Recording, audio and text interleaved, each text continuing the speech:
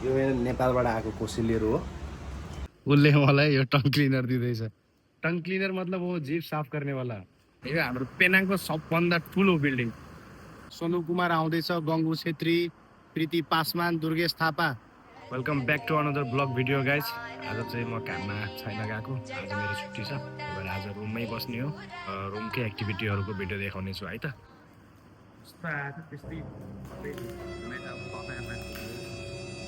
Melt गरेर body ठिक छ।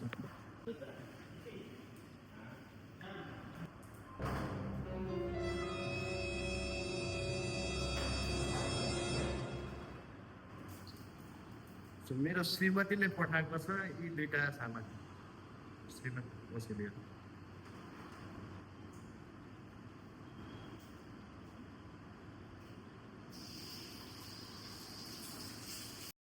मेल्ट हुन लागिसक्यो गाइज। अब एकछिनमा यो पग्लेर सबै तेल बन्नेछ। 2 hours later. चुलो बन्द गरेर बिसेर झन्डै आगो लागेन त यार मेरो घिउमा। म रुममा गएको थिएँ, मलाई लाग्यो मैले बन्द गरिसकेँ क्या, बन्द गरेर गएको भरे यहाँ त धुवा देख्छु त यार। गाइज यहाँ हेर्नु त यो के हो, यो मेरो नेपालबाट आएको कोसेलिएर हो। यहाँ आज सुक्न दिएको छु यिनीहरूलाई, अलिकति ओसिया छ कि, त्यही भएर साथीको रुममा ल्याएर सुक्न दिएको छु। किनकि यतातिर घाम लाग्छ क्या, उता घाम छ। मेरो मेरो मेरो कोठा चाहिँ उता पर छ क्या, घामै लाग्दैन, त्यही भएर यहाँ ल्याएर सुकाउँदैछु। तपाईँले खानु भएको छ यो कुराहरू। मेरो रुम पार्टनर अरुण भाइलाई आज सन्चो छैन, म पनि सिकिस्त नै छु, तर उसलाई चाहिँ बढी छ। उसको लागि फार्मेसी जाँदैछौँ हामी औषधि लिनलाई। सोचिरहेको छु बाहिर आएको छु, डिवाइवाई गएर डिआइवाई के भन्छ त्यसलाई, डिआइवाई नै भन्छ होइन, गएर किनिहालौँ सामान। मेरो भाग्य नै खराब छ क्या, आज छुट्टी भएको बेला यसो सपिङ गरिहालौँ भनेको, फेसवास किनौँ भनेको, पसल नै बन्द छ। डिआइवाई चाहिँ कस्तो पसल हो भने नि, सपिङ मल जस्तै हो तर सानै। त्यसमा चाहिँ सब सामान सस्तो पाइन्छ क्या। जहाँ तपाईँले बाहिर 10 रुपियाँ पाउनुहुन्छ भने डिआइवाईमा गयो भने तपाईँलाई 8 रुपियाँ 8.5 रुपियाँ त्यस्तो पर्छ क्या। त्यही भएर म डिआइवाई नै रोज्छु जहिले। गाइज यो मैले अनलाइन सपिङ गरेको थिएँ र अलमारी, तपाईँले पहिलाको भिडियोमा हेर्नुभयो होला, त्यही अलमारी हो। टङ क्लिनर खोज्दैछु, टङ क्लिनर नै भेटिरहेको छैन। खोइ टङ क्लिनर किधर है? किधर है टङ क्लिनर? टङ क्लिनर किधर है?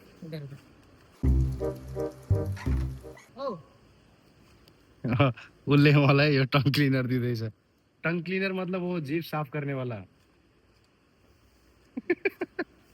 क्रैक को ला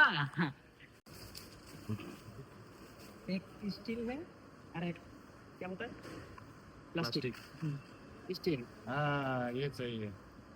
कैसे होगा? प्लास्टिक चाहिए। ये भी थोड़ा नकली वाला मानो, कोई बात नहीं, पर इससे हो जाएगा। बाय द वे गाइज, तपाईँहरूलाई नोटिस गर्नुभयो मेरो हेयर कट मेरो रुममेटले काटिदिएको, कस्तो लाग्यो कमेन्ट गर्नु होला। अरू मान्छेहरू भन्दा पनि बढी मेरो कपाल सेतो भएको छ, त्यही भएर आज कलर लगाइहालेको। र यो सायद म 4-5 वर्षमा आज पहिलोचोटि होला, 4-5 वर्ष पछि लाग्यो। कति सेतो कपाल देखाइराख्नु होइन।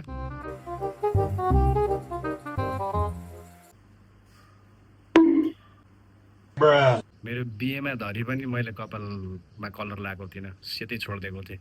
प्याकेटमा 5 मिनट लेखाएको थियो, त्यही भएर म 5 मिनटमा टाउको धुइहालेँ। कालो भयो त गाइज, कालो भयो होला, ऐना गएर हेर्नुपर्छ। कालो त भएको रहेछ है। अहिले बेलुकाको बजिसकेको छ 4, अब भोक लागिरहेको थियो। सो आजको खाजा चाहिँ यही हो, आलु चप छ, अनि के भन्छ कचौडी छ र कोक। कपाल भोक लागिरहेको छ। मिठो बनाएको छ। तपाईँहरूले मनपर्छ कि पर्दैन आलु चपको पकौडाहरू?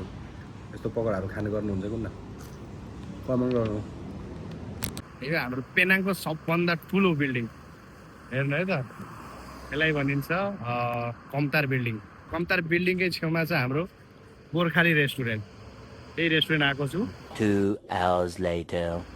सो गाइज चटपटे प्याक भइसक्यो होइन मैले चाहिँ मोमो अनि तपाईँको चाउमिन र चटपटे खाएँ सबै एक प्लेट गरेर खाएँ र साथीहरूको लागि प्याक पनि गरेको छु हाम्रो कम्प्युटर बिल्डिङ हाम्रो नेपाली रेस्टुरेन्ट अब चाहिँ रुमतिर है त साथीहरू अनि एसके ग्रुप प्रेजेन्ट होइन नेपाली कन्सर्ट हाम्रो पेनाङमा हुँदैछ यहाँ हेर्न सक्नुहुन्छ सोनु कुमार आउँदैछ गङ्गु छेत्री प्रीति पासवान दुर्गेश थापा अनि एभेन्यू चाहिँ कहाँ भनेको चाहिँ सेतिया स्पेस रेलाउको सेतिया स्पेसमा यी सबै चारै कलाकार आउँदै हुनुहुन्छ होइन तपाईँहरू यो स्क्यानर यो क्युआर स्क्यान गरेर टिकट बुक गर्न सक्नुहुन्छ है त डेट चाहिँ रहेको छ 26 सेप्टेम्बर 2026 सेप्टेम्बर 26 है त